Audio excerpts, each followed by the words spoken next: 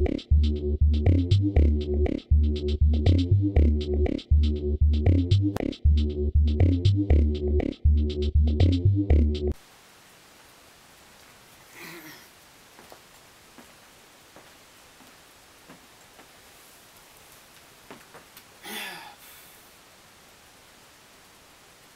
welcome back to another exciting episode of Roughneck RC. Today, we are doing a pros and cons video of the Losi DB XL. Prior to driving it, I said some things about the vehicle, and I said I was excited, and I thought it was a good entry level price, and there wasn't a lot of things I could tell you from personal experience, but a lot of things that were written up on it, a lot of information, which I gave. And since then, I have had time with the DBXL to be able to run it through some paces and to see what the truck can do. So let's first start with the pros. Alright, the pros to this truck is, well, the design, the overall chassis design. I like the overall chassis design of it. I like the big bore, huge aluminum shocks that they have. I like the oversized gas tank that they put into it for extended running time. And durability, it takes a bit, you know. It takes a little bit of a punishment. Well, so I've had time with the truck, like I said.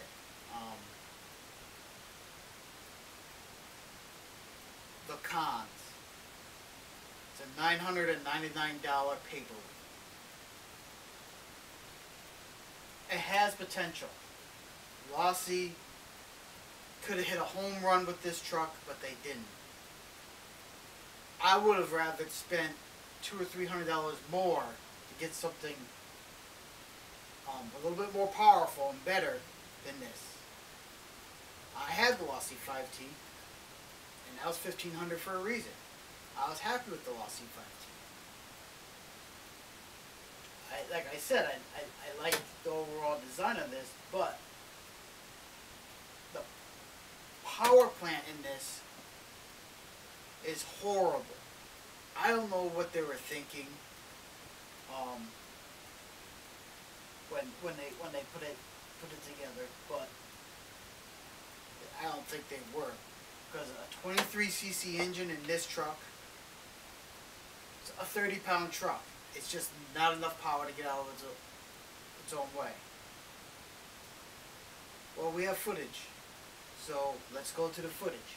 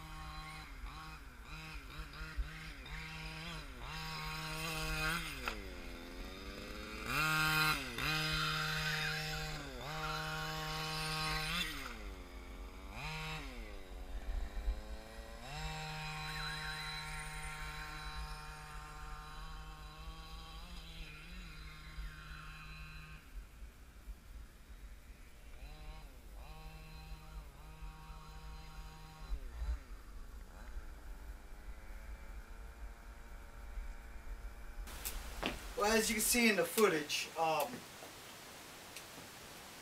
that my first test run of the vehicle, and the motor wasn't quite broken in yet, but still, out of the box, the 5T was ready to rumble. This, out of the box, is very sad.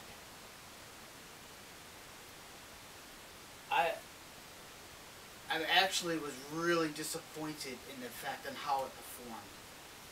As you can see in the footage, its hill climbing ability to have power to actually climb any hills, it doesn't really have any. The hills that I was trying to take it up, the 5B would climb and the Losi 5T will climb. So I have both fifth scales of mine, the HPI 5B, which is 2-wheel drive, not even 4-wheel drive, would climb that hill. And that has a 26cc engine. And then the Losi 5T, which is 4-wheel drive, with a 30cc engine, would climb that hill. This has a 23cc engine. It is 4-wheel drive. It would not climb that hill.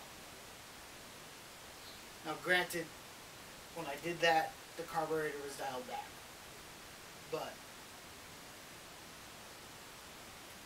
even tuning it out there, tuning it up a little bit, the carburetor still it couldn't get out of its own way. I don't know, you know, what I can say about that, but except for that it sucks. So my statement, you're better off with this truck than E-Max for fun factor? No, you are not. If you get a high-end electric, you'll probably be happier with the high-end electric. Because the high-end electric is going to give you performance straight out of the box. It's going to kick butt. This is basically a $999 roller chassis.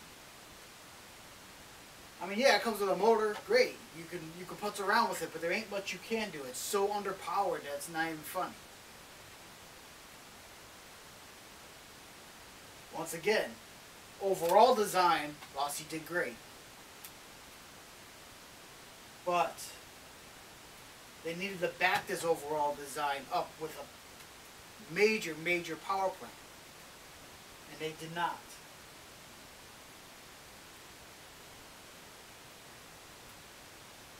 Now there are some things that I had to do to improve their performance that you can do to it and improve your performance and get you by. Like I said, first thing is remove the outer air filter. This thing is really, really thick, and it does not allow the engine to breathe and get the sufficient air supply to create any power. Leave the inner air filter with oil and drive it around like that. You're going to see a definite increase in power and performance, but not enough to be content with it. At least not me. I mean, I want this truck to be so, I was thinking it was going to be so badass. You know, I understood it had a small displacement engine in it, but I really thought, you know, it'd be a lot more badass than it is. So this can help it out. You take this off, run it without this, you're gonna get a better power width band, and it's gonna run a lot better. The other thing is this carburetor that it has, I don't even like it. The carburetor has dead spots. You can't punch it without it loading too much fuel into the carburetor and almost dying. Now I even messed around with the mixture screws and stuff. I know you're like, oh, that's adjustment, but no, shouldn't even be an out of the box thing. But even when you have it fully adjusted and you're getting a little bit more performance out of it, you have to take off, gradually come up to speed. You can't just punch it and be there. You have to gradually, you know. I would have liked to seen a little bit more performance out of the carburetor. Definitely. I mean, you could probably change out the carburetor, and you could probably it'd be like a completely different truck. But that's definitely a drawback and a negative to this particular vehicle. Like I said, this is the cons.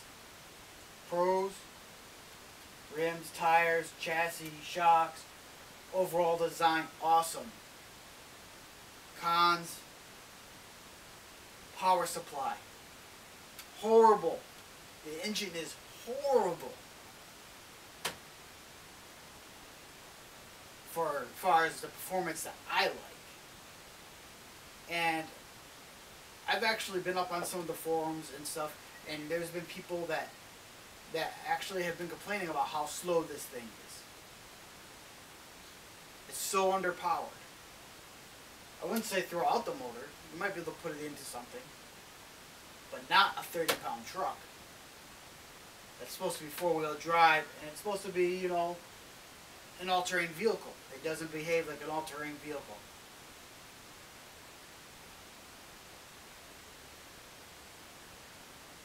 Now that being said, there's one other issue I wanted to discuss,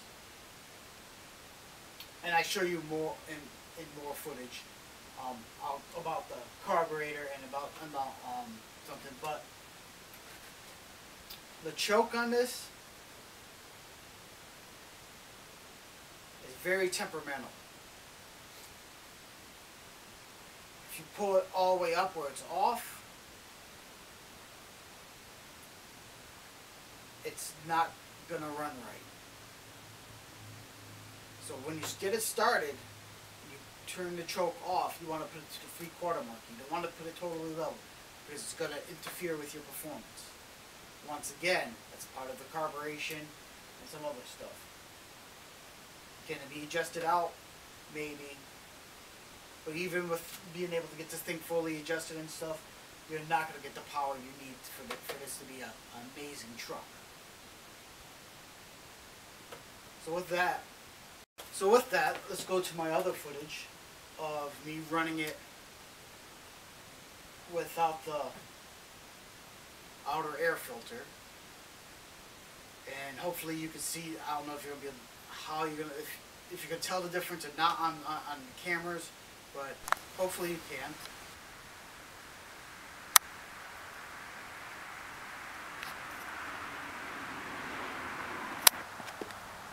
Well, as you can see, I took the outer air filter off because it was restricting airflow to the engine, which was causing a very big performance problem with the Losi DBT. I left the inner air filter on, so it still has protection, but it definitely was restricting the performance I was getting out of the motor, making it very slow. And that's even after tuning the carburetor up a little bit, and it still acted like a snail. So it seemed to improve the overall speed, but I don't know if it's totally to my liking. I'm definitely considering upgrading the motor to something a lot more, well, badass.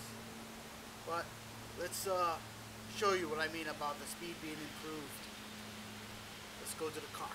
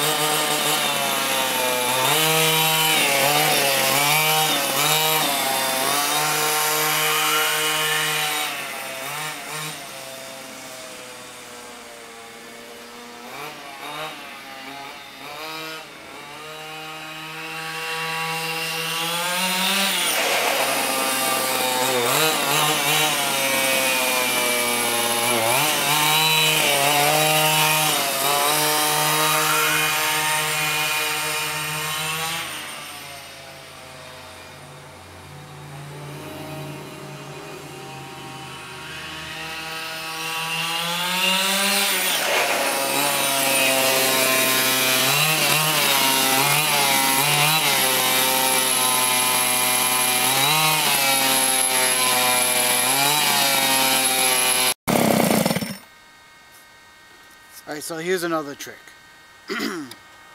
Choke is on when it's straight down like that. Choke is fully off when it's like that. But when the choke is fully off, it doesn't seem to run right. So here's, you want to not, when you put the choke to off, don't go all the way up. You just want to go 3/4. So you have to put it to right about there. And that also improves some of the running in the motor. But once again, I am not very happy about this motor, this 23C motor. That this truck is just so. The truck's awesome. The motor itself is so small and for the truck, so definitely needs improvement. There's things you could probably do to get this motor running a lot faster, but it still will never be what I want it to be. But that's another helpful trick. So you take the pre-filter air filter off and leave this one in. Make sure there's oil on it. Choke on. Once you get it started,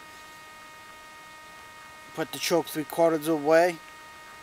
Not all the way up like that, but just before that point. Now also help with the performance you're getting out of the motor.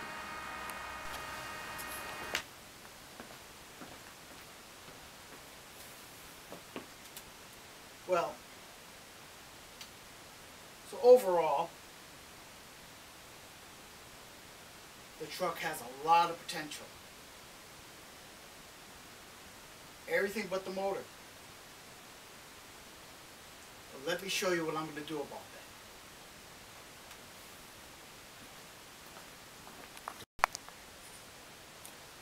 This is what I'm going to do about that.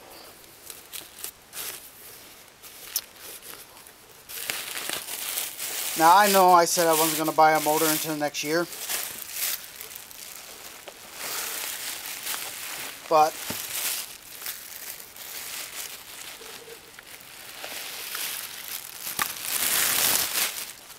that couldn't be helped. This is the biggest, baddest motor you can get. At least that I know of. This is a high-powered motor.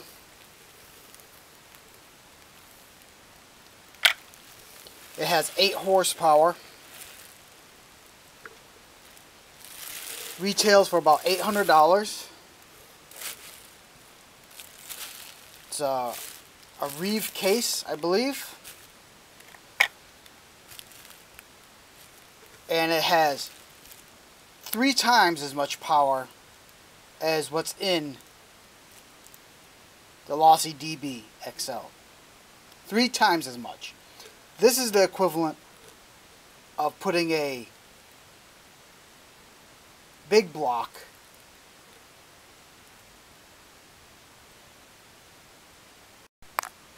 This is the equivalent of putting a big block motor inside like a V6 car. That's how much more power this motor has. Obviously I haven't put it in yet. I'm still dicking around with that little dinky motor. But that is what's going to be going inside of that.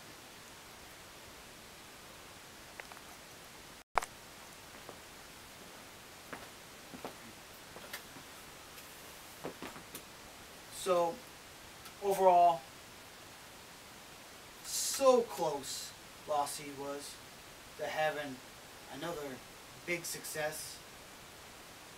I suggest wait for the roller chat. If they could bring out a roller, then pick it up and then buy a motor and stick it in it. Because the chassis is awesome. It's just the power plant is horrible. So, well, this has been a very interesting few days here at Roughneck RC. And I thank you very much for taking the time to watch my videos. And I hope you all have a wonderful, wonderful afternoon or evening. Once again, I am Michael Payne, signing off for Roughneck RC.